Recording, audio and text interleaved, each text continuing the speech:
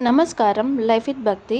మీరు చూస్తున్నది వారణాసిలోని అత్యంత ప్రాచీనమైన సంకట్ మోచన్ హనుమాన్ ఆలయం. సంకట్ మోచన్ అంటే కష్టాలను తొలగించేవాడని అర్థం. ఈ ఆలయాన్ని 16వ శతాబ్దంలో కవి గోస్వామి తులసీదాస్ గారు స్థాపించారు. ఆయనకు హనుమంతుడు దర్శనమిచ్చిన ప్రదేశంలోనే ఈ విగ్రహాన్ని ప్రతిష్ఠించారని నమ్ముతారు. ఇక్కడ హనుమంతుని విగ్రహం మట్టితో చేయబడింది మరియు స్వామివారు శ్రీరాముడి వైపు చూస్తున్నట్లుగా ఉంటుంది. ఈ గుడి వారణాసిలోని అస్సీ నది ఒడ్డున మరియు బనారస్ హిందూ యూనివర్సిటీ సమీపంలో ఉంటుంది.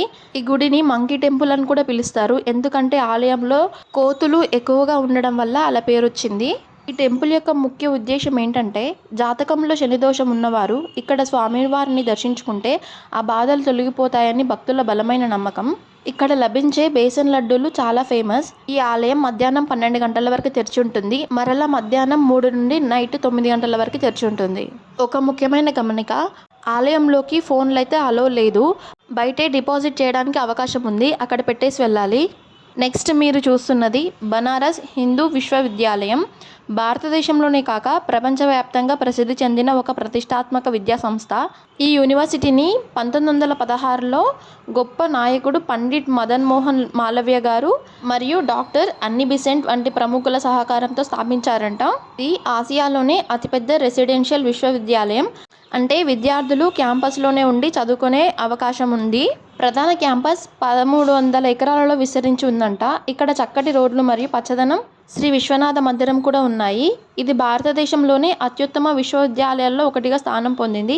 ఇక్కడ సైన్స్, మెడిసిన్, అగ్రికల్చర్, లా, ఆర్ట్స్, కామర్స్, తెలుగు వంటి అనేక భాషలతో సహా వివిధ రంగాల్లో అండర్ గ్రాడ్యుయేట్, పోస్ట్ గ్రాడ్యుయేట్ మరియు పిహెచ్డి కోర్సులు కూడా ఉంటాయంట. ఈ యూనివర్సిటీ భారత స్వాతంత్రోద్యమంలో ముఖ్యమైన పాత్ర పోషించిందని చెప్పుకోవచ్చు. మరి అనేక మంది ప్రముఖ శాస్త్రవేత్తలు, కళాకారులు, రాజకీయ నాయకులను దేశానికి అందించింది. యూనివర్సిటీ మొత్తం ఒక విలేజ్ టైప్ ఉంటుంది. నేనైతే పర్టికులర్గా ఒక బిల్డింగ్కి వెళ్ళి అయితే చూపించలేదు.